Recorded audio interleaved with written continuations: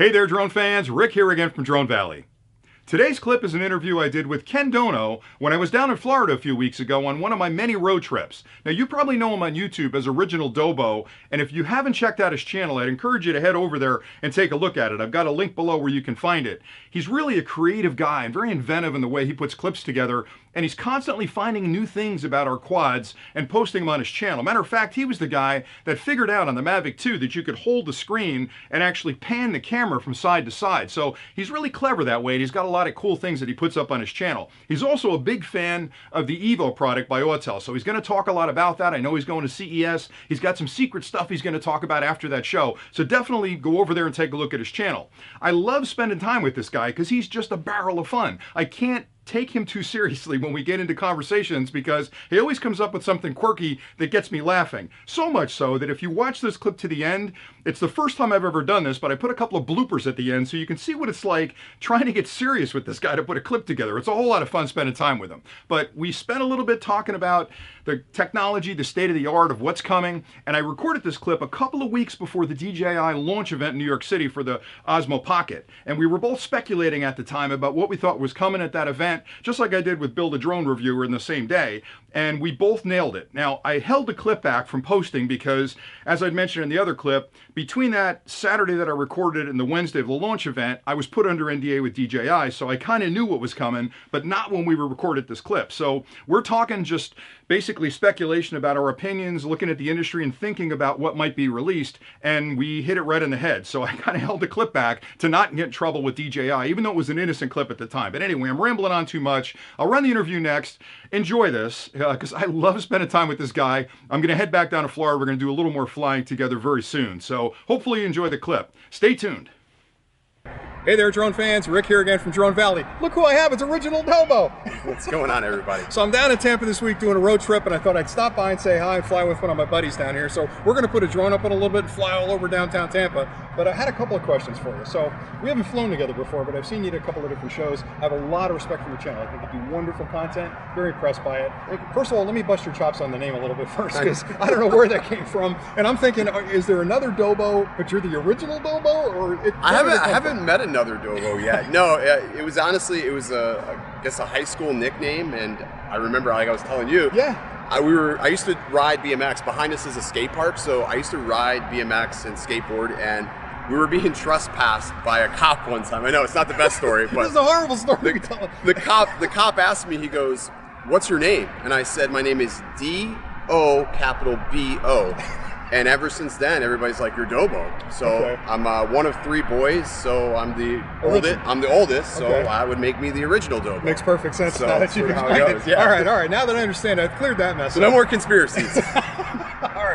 All right. The second thing I wanted to talk about was the upcoming event from DJI. Now, DJI's got a big event coming up, New York City at Good Morning America Studios.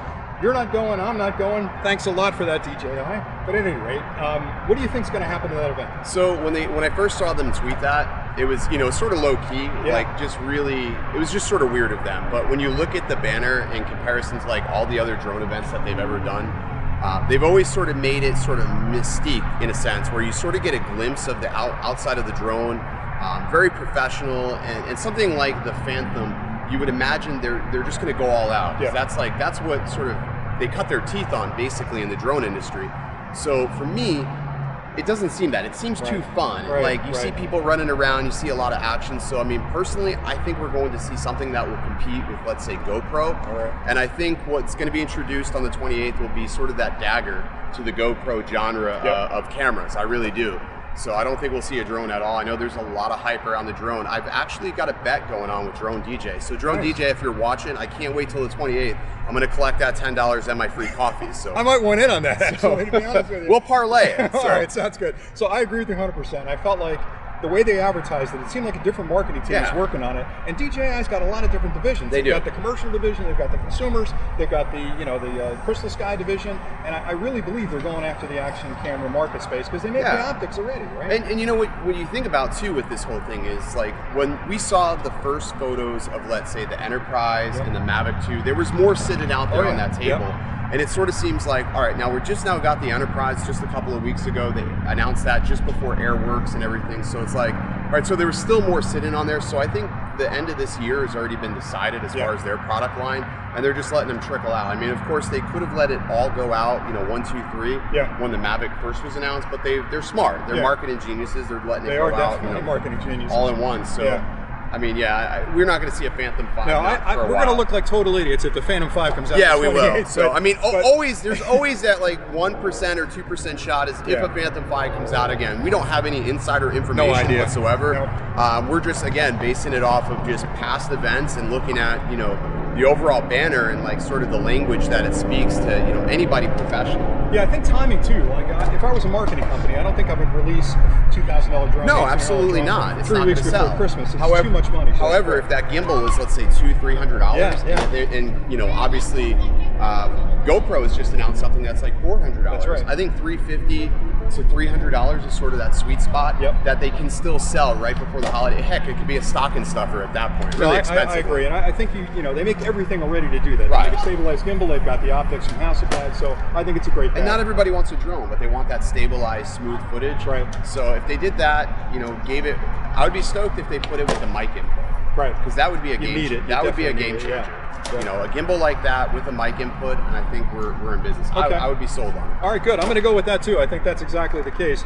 Now, let me ask you another question about, do you fly FPV at all?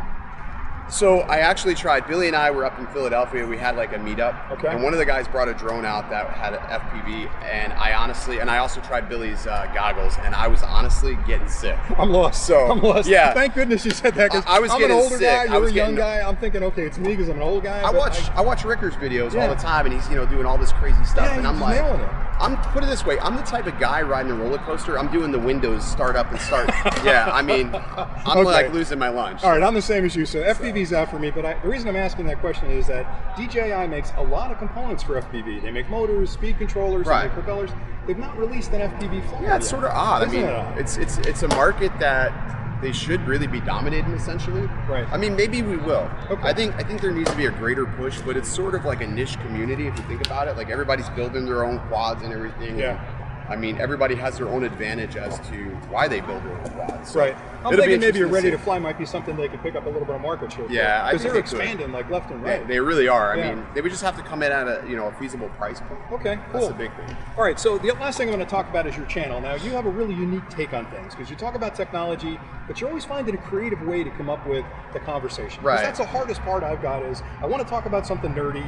I don't want it to be dry and boring. It's difficult to find an interesting angle. How do you come up with all your great ideas? So I think a lot of it, I guess I attribute a lot of my angles to my job because I have to sell software. I have to talk about software all the time. Right. And a lot of times the people I'm conversating about software with have no idea what they're purchasing, what they're going to use it for. So I try to remember that not everybody is a techie, not everybody's nerdy. So I try to find an angle that relates with just somebody who has no idea, what they're doing with this and try to spin it that way. And then obviously too, just try to make sure that, they can follow along with the conversation. And with drones, I mean, it's tough because you have people that know they like the idea of a drone, but they don't know anything about it. Yep. So they're sort of afraid of, by it in a sense. Sure. So it's just trying to find that unique angle that sort of relates with everybody. Right.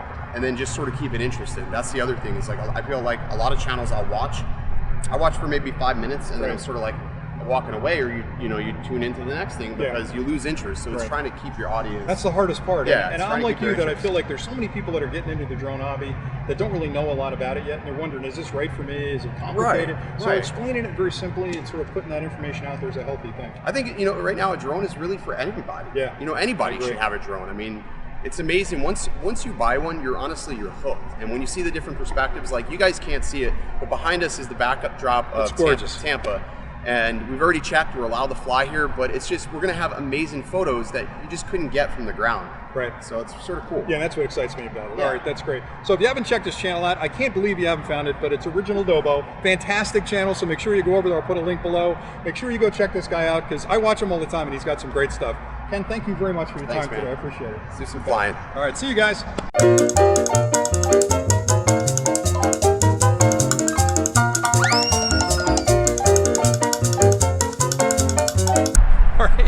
All right, so my arms are gonna get tired. All right. This is crazy. Quit laughing. This is supposed to be serious. I know. All right. So, all right, let's start. Let's be serious. We're Okay, I'm here. Damn it. sorry. This is all for the All right, outro. stop. It's thinking. We can't be late.